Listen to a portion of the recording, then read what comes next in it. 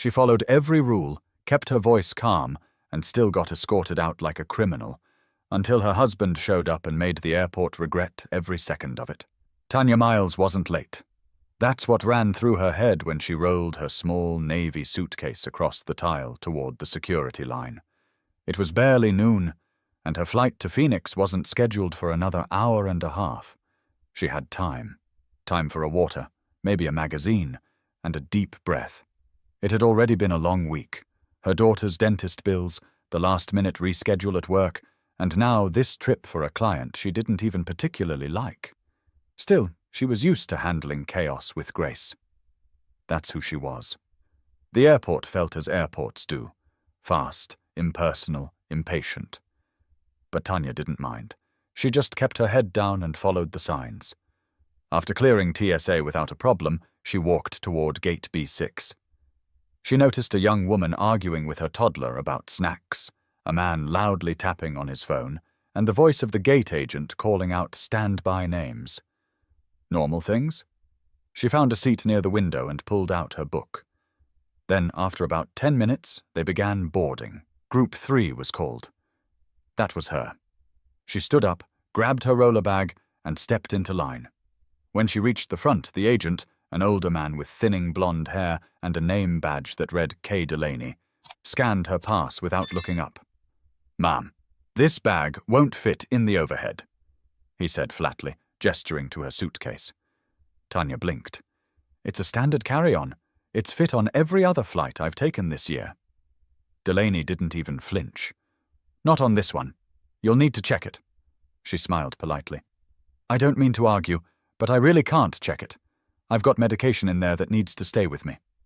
He looked at her for the first time, and something changed. His eyes narrowed. "You're holding up the line, ma'am," he said, louder this time. Tanya could feel people behind her shifting. Her voice remained calm. "I'm not trying to make this difficult. I just need to keep this bag with me. If you'd like, I can take out the medication and—" "You're being uncooperative," he snapped, cutting her off. That word. It hit her like a slap. "Sir, I'm trying to have a conversation," she replied, still measured. "There's no reason for this to become hostile." He motioned to another employee nearby, a younger woman in uniform. "Get security!" Tanya froze. "Wait, what? Are you serious?" "You're being combative, ma'am. Please step aside." Her heart pounded. She looked around, expecting someone, anyone, to say something, but most avoided her gaze. A few pulled out phones, starting to record. The mother with the toddler clutched her child closer. "Sir, I didn't raise my voice. I didn't swear. I didn't threaten anyone," Tanya said firmly. "Security is on their way. You need to step aside now." She stepped back, hands visible, lips pressed tight. She wasn't going to feed into whatever he was trying to make this into. 2 airport police officers arrived less than a minute later. She gave them the same explanation. They didn't ask many questions. Instead, they told her she was being removed for non-compliance. One officer lightly held her elbow as they escorted her away from the gate. She wanted to scream. Not out of anger, but out of the sheer ridiculousness of it. She'd done nothing. She knew it. Everyone in line knew it. But that didn't matter. They walked her past the other gates, down a corridor, to a small waiting area with blue plastic chairs. One of the officers told her she could wait there, and someone from airport management would come talk to her shortly. Then they left. She sat alone. She looked at her phone. One missed call from Maurice, her husband. She exhaled slowly and dialed him back. He picked up on the first ring. "Maurice." Her voice cracked a little. "What happened?" he asked, his voice sharp and steady. "I got kicked off the flight." A pause. "What?" "Over my carry-on. They said I was being uncooperative." "Where are you now?" "In a holding area near Gate B." "I don't even know. They just walked me here." "Don't move," he said. "I'm already parked." But what happened next made everyone in the waiting area stop and stare. Maurice didn't walk into the terminal. He moved with purpose. Long strides, shoulders square, briefcase in hand. The kind of walk that made people glance twice. He passed by a sandwich kiosk, a group of teenagers dragging skateboards, and a woman trying to juggle coffee and her passport. None of it registered. He spotted Tanya instantly. She was sitting straight, legs crossed, hands clasped tightly on her lap, like she was holding herself together. Her lips didn't move when she saw him, but her eyes said everything. "Hey," Morris said softly, crouching down in front of her. "You okay?" She nodded once, not trusting her voice. He didn't push. Instead, he turned to the nearby desk with the passenger support sign. A young man in a navy vest looked up. "Can I help you?" the agent asked. "Yes," Maurice replied, calm and firm. "My wife was removed from her flight. I'd like to know why, and I'd like to see the footage from the gate area." The agent blinked. "I'm not sure we can do that." "You can. I'm requesting it formally. Now, please get your supervisor." The agent hesitated, then picked up the phone. Back at the chair, Tanya finally exhaled. "I didn't yell, Maurice. I didn't curse. I just didn't want to check my bag." "I know," he said. "You don't have to explain anything to me." Within 5 minutes, 2 supervisors showed up. One wore a name tag that read C. Jensen. The other simply had supervisor stitched into his shirt. They were both smiling, but the kind of smile that doesn't reach your eyes. "Mr. and Mrs. Jensen began. "Miles," Maurice said. "And before we go further, I'd like to state for the record that I'll be requesting all communication, video, and audio related to this incident, as well as the names of every staff member involved." "Sir, I assure you," the other supervisor started. "No need to assure me," Morris said, his voice still measured. "I'm not here for reassurance. I'm here for accountability." The tone in the room shifted. You could feel it. "Can you at least tell us what led to her removal?" Morris asked. "She was uncooperative with the gate agent. She refused to follow a direct instruction to check her bag," Jensen replied, now choosing his words more carefully. "I stated I had medication in the bag," Tanya said quietly. Jensen blinked. "That wasn't relayed to us." "Because no one asked," she said. "No one cared." Morris turned to the supervisors. "Did anyone look in the bag?" "No, sir." "So how do you know she was being unreasonable?" They didn't answer. Around them, travelers began to slow down. A few stopped walking entirely. People were noticing. This wasn't just another airport scene anymore. One woman whispered to a friend, "She's the one they kicked off the plane." Someone else quietly recorded from across the hallway. Morris didn't raise his voice. He didn't need to. "She's a paying passenger. She followed protocol. And now you've humiliated her. In public. For what? Because someone with a badge decided to escalate instead of de-escalate?" Jensen cleared his throat. "We'll look into the situation more thoroughly." Morris looked him dead in the eye. "I hope so, because I know exactly what the FAA guidelines say. I know what your internal procedures require, and I know what bias looks like when it's dressed up as policy." Silence. A third airport official, a woman this time, approached with a folder in her hands. She seemed out of breath. "Sir, we're reviewing the footage now. Would you and your wife be willing to speak with our head of security?" Tanya stood. "Now you want to listen." Her voice wasn't angry. It was steady, even, measured. "You didn't listen when I was calm. You didn't listen when I explained myself. You only started listening when you saw who my husband was." Jensen took a step back. "That's not what this is about." "But it is," Tanya said. "That's exactly what it's about."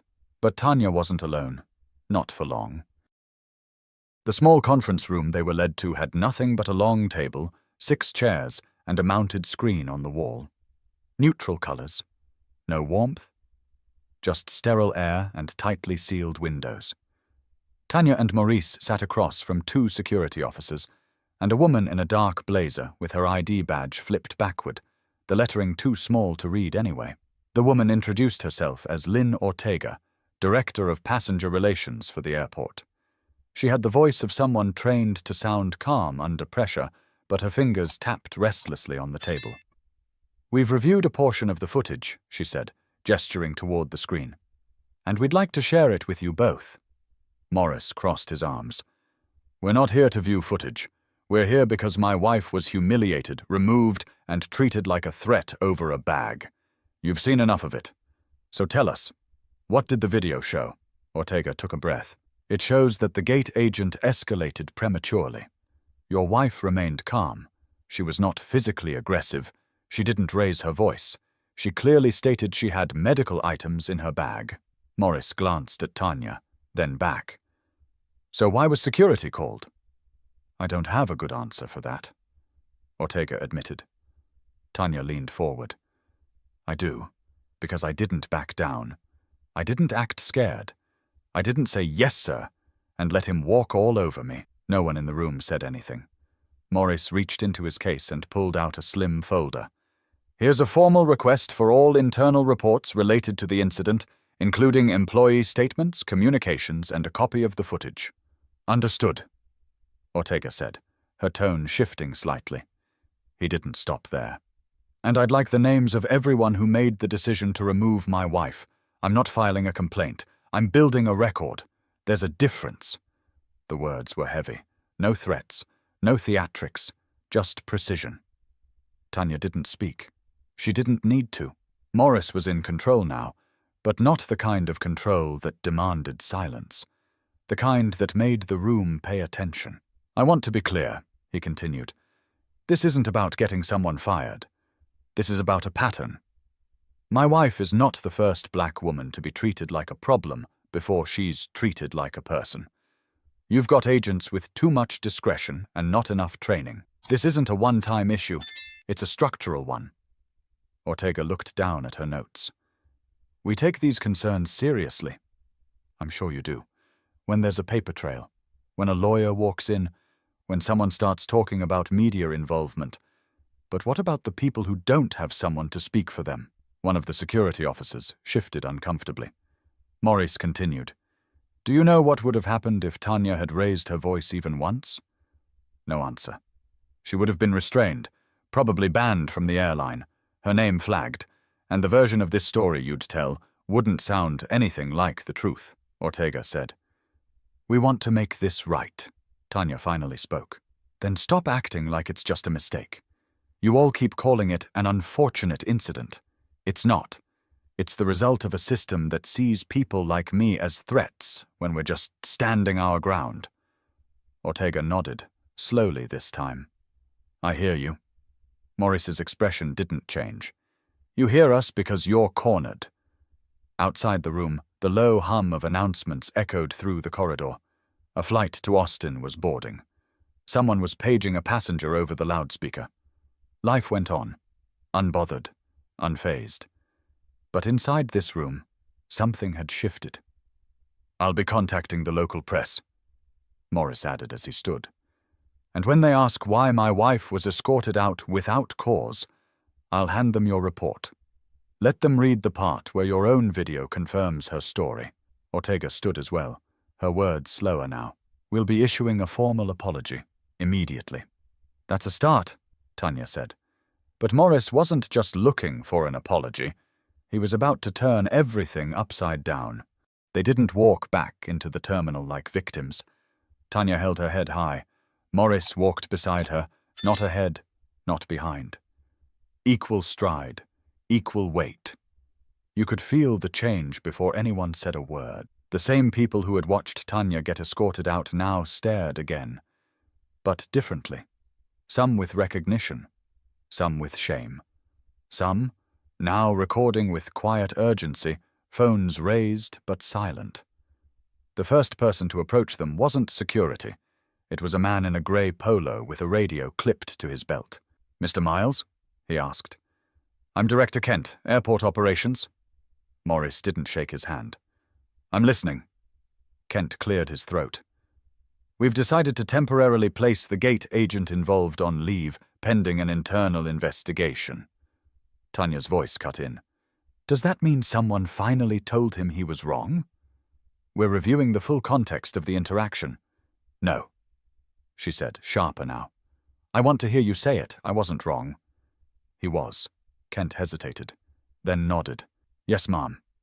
Based on what we've seen so far, he mishandled the situation. For the first time all day, Tanya smiled. Not because she was happy, but because someone finally said the quiet part out loud. We've also arranged for you both to fly first class on the next available flight, Kent added. No charge, of course. Morris raised an eyebrow. We didn't ask for perks. I know. It's a gesture. Tanya cut him off. Don't hand me silence all morning and then offer a seat upgrade like it evens out. That's not what this is about. Kent stepped back. Understood. And just like that, every interaction shifted.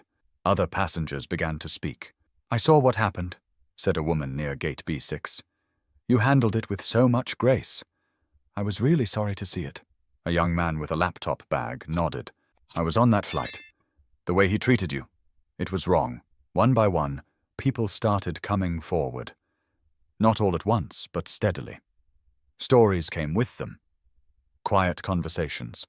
A man mentioned how his wife had been detained for questioning once because she looked nervous in line. A grandmother said her teenage grandson was kicked off a flight for walking back to his seat too slow. Tanya listened. Maurice took notes. He wasn't collecting sympathy. He was building a case. Then a reporter appeared. Short hair, notepad, and the kind of calm tone that meant she'd been tipped off. Mr. and Mrs. Miles, would you mind speaking on camera? Tanya looked at Maurice. He said nothing, just glanced at her. The decision was hers. I will, she replied. But not because I want attention. Because I want people to understand what it feels like to be made invisible. To be treated like a threat before anyone even asks you what's going on. The reporter turned to her cameraman, gave a quick nod, and they began recording. Tanya stood in the exact spot where she'd been removed just 2 hours earlier. The same polished floor, the same row of seats, but this time, no one was calling security. No one was pretending not to see. She spoke clearly, not with anger, but with truth. I came here to fly to Phoenix for work. I followed every rule. I stood in line like everyone else. But because I didn't accept what felt unfair, I was treated like a problem, not a person. I want people to ask themselves, would this have happened if I looked different? If my voice didn't sound the way it does? If I'd been standing here with someone who looked like my husband from the start? The terminal was quiet as an airport gets.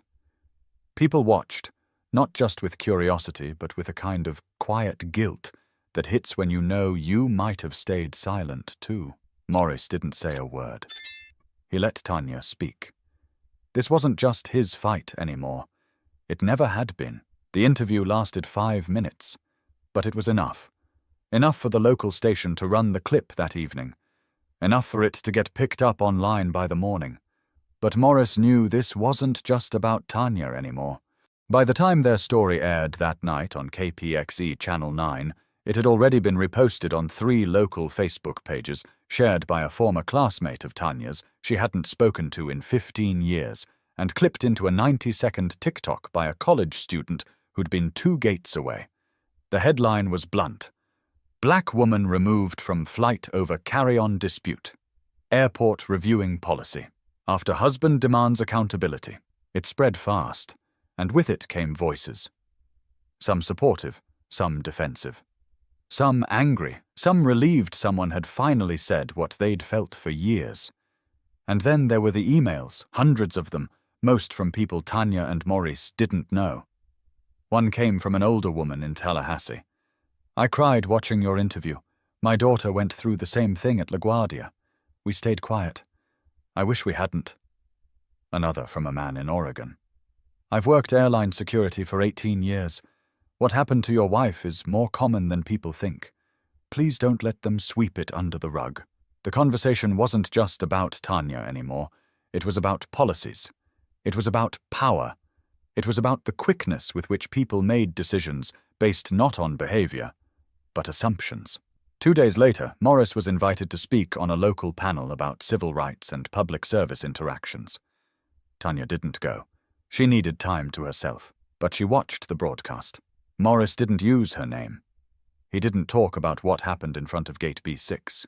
Instead, he talked about silence. How many people have watched something wrong happen right in front of them and did nothing because they were afraid of being disruptive? He asked. Let me say this clearly. Silence doesn't keep you safe. It just protects the people doing harm. The moderator, a professor from Arizona State, nodded solemnly. So what's the fix, Maurice? There's no single fix, he said. But it starts with accountability, with policy changes, with retraining, and maybe most importantly, believing people when they tell you how they were treated, even when there's no camera rolling. Back home, Tanya sat at the kitchen counter with a mug of tea and scrolled through her inbox. She stopped on one message from a woman in Ohio. It read, "I work for an airline. We just had a staff meeting this morning where your story came up. Our supervisor played the clip. I watched the room change. You changed the room." She read it 3 times. Then she replied with 2 simple words. "Thank you." The next morning, Tanya received a phone call from a woman named Marlene Alvarez, a representative from a non-profit that advocated for travelers' rights. She wanted to know if Tanya would consider sharing her story at a roundtable discussion in Sacramento. "I'm not a speaker," Tanya said, her voice light but unsure. "You don't have to be," Marlene replied. "You just have to be honest. And you already are." Tanya told her she'd think about it. That night, she sat with Morris on their back patio. The moon was out, and the sky was clear. "I never wanted all this attention," she said. "I know," he replied. "But I also don't want to pretend it didn't happen. You shouldn't." There was a long pause. Then she added, "I just don't want people to remember me as the woman who got kicked off a flight. I want them to remember that I said something, that I stood up." Maurice reached over and took her hand. "They will." But even with attention, there was still something personal left to say. 2 weeks later, Tanya stood on a small stage at the Travel Equity Forum in Sacramento, California. Not because she wanted the spotlight, but because she'd finally decided it was time. The room wasn't packed. Just 100 people, maybe less. Airline workers, advocates, journalists, a few passengers who had their own stories, and one man in the back with a camera, recording for a live stream. She wore a navy blouse and black pants. No microphone in her hand, just a small clip on her collar. The moderator introduced her briefly, then stepped aside. Tanya didn't clear her throat, didn't shuffle papers. She just looked up. "When I walked into that airport in Raleigh, I didn't expect anything unusual. I had a meeting. I had my suitcase. I had everything in order." A pause. "But what I didn't have was the benefit of the doubt." The room was still. Every seat leaned in just a little. I didn't yell. I didn't insult anyone. I asked a question. I gave a reason. But instead of being heard, I was labeled. Not for what I said, but for how I looked. And the scary part? It happened fast. Quicker than you realize. She told the story. Not with fire, not with bitterness, but with clarity. She described how the gate agent raised his voice before she raised hers. How security never asked her side of the story. How her name wasn't written in any report as someone worth listening to, until her husband arrived. "And that's what hurts the most," she said. "That I needed credentials standing next to me to be treated like a human being." A quiet murmur ran through the crowd. People glanced at one another. "I'm not here today to ruin anyone's job. I'm not here for attention. I'm here because I've lived with that moment. And I know others have too. And I'm tired of pretending that we have to accept it just to keep peace."